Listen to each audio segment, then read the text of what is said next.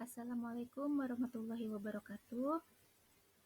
Alhamdulillahirabbil alamin wa bihi nasta'inu ala umuri dunya waddin wassalatu ala asyrofil anbiya'i wal mursalin wa ala alihi washabihi ajmain amma ba'du.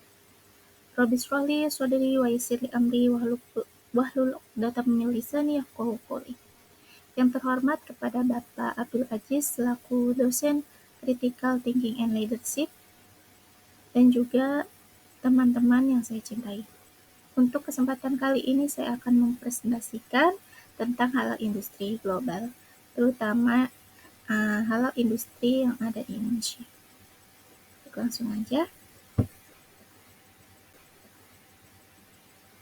Inilah biodata singkat saya. Nama saya Nur Amelia, tanggal lahir di Jakarta, tanggal 18 Oktober tahun 1991. Saya mengambil jurusan akuntansi syariah. Pekerjaan saya saat ini adalah karyawan dan ibu rumah tangga. Status sudah menikah dan memiliki 1 orang putri. Pengalaman yang pertama tahun 2009 pernah bekerja sebagai pramuniaga di sebuah mal di Jakarta. Yang kedua pernah bekerja sebagai kasir di sebuah mal ternama di Bogor. Yang ketiga tahun 2019 pernah mengajar sebagai guru TPA di Bogor kurang lebih 1 tahun. Dan tahun 2009 hingga sekarang saya bekerja di PT Kemindo Food sebagai Accounting and Finance yang bergerak di bidang bumbu rempah dan makanan.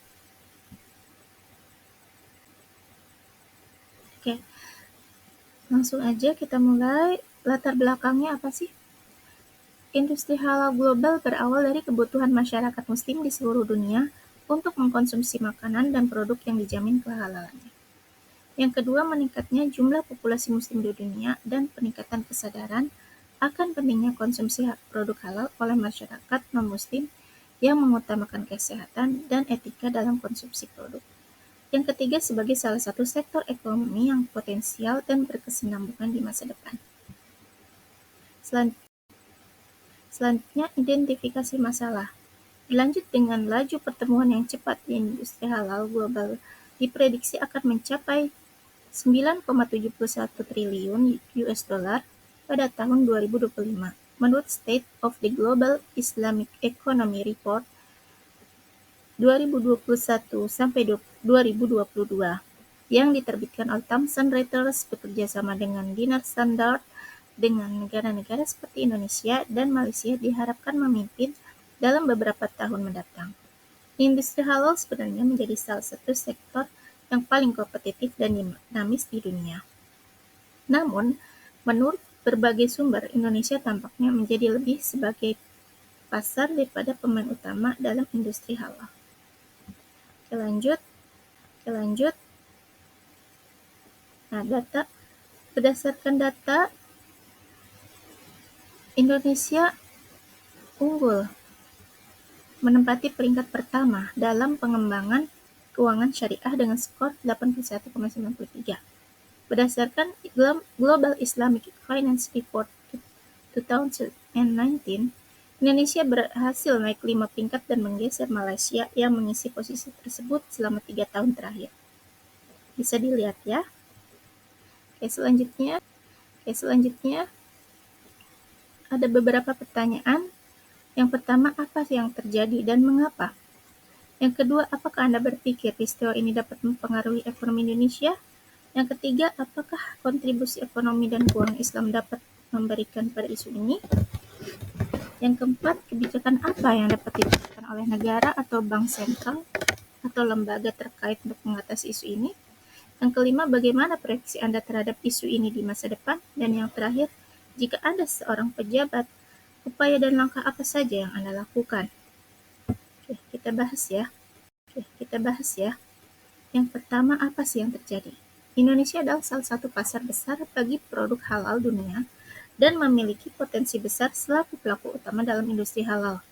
Namun saat ini Indonesia masih lebih memilih sebagai pasar daripada pemain utama dalam industri halal. Hal ini disebabkan oleh beberapa faktor, diantaranya yang pertama, regulasi yang belum tegas, yang kedua, inovasi teknologi, yang ketiga, kurangnya investasi dan riset, yang keempat, persaingan dari negara lain. Apakah berpengaruh terhadap perekonomian Indonesia? Ya, tentu saja berpengaruh. Karena Indonesia merupakan salah satu pasar terbesar bagi produk halal dunia. Pertumbuhan industri halal global dapat memberikan peluang bisnis yang besar bagi Indonesia untuk meningkatkan ekspor dan juga memperkuat perekonomian domestik. Nah, apa sih kontribusi ekonomi dan keuangan Islam? Kontribusinya melalui beberapa aspek, diantaranya adalah yang pertama pendanaan, kedua jaminan halal, ketiga penyebaran informasi, keempat pemberdayaan masyarakat, dan yang kelima investasi.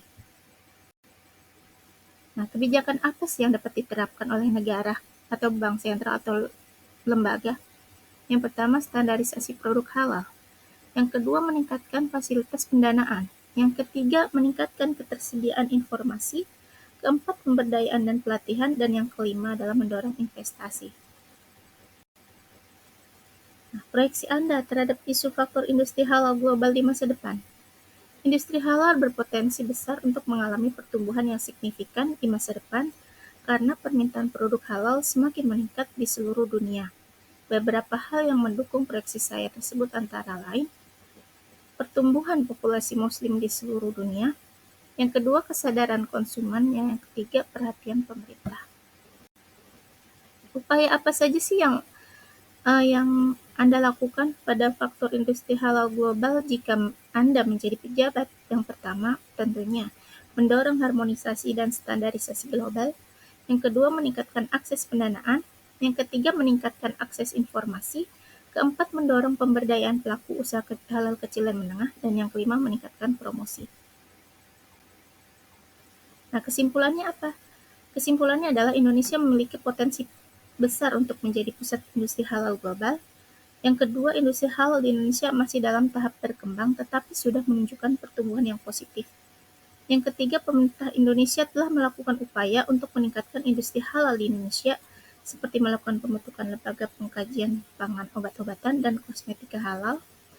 Yang keempat, masih terdapat tantangan dan hambatan dalam industri halal di Indonesia seperti kekurangan lembaga sertifikasi halal yang diterima secara internasional serta kekurangan kemampuan produksi dalam industri halal. Dan dengan demikian Indonesia memiliki potensi yang besar untuk menjadi pusat pendiri halal global di masa depan, namun masih memerlukan upaya dan lebih lanjut dari pemerintah dan pelaku industri halal di Indonesia. Industri halal dapat berkembang dengan lebih baik dan bersaing secara global.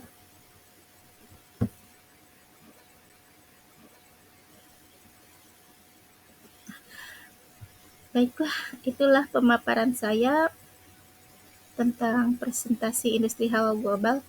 Mohon maaf apabila saya masih ada kekurangan di dalam presentasi ini. Semoga Ibu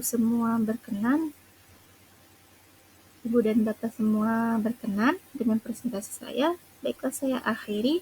Wabillahi taufiq wal hidayah. Wassalamualaikum warahmatullahi wabarakatuh.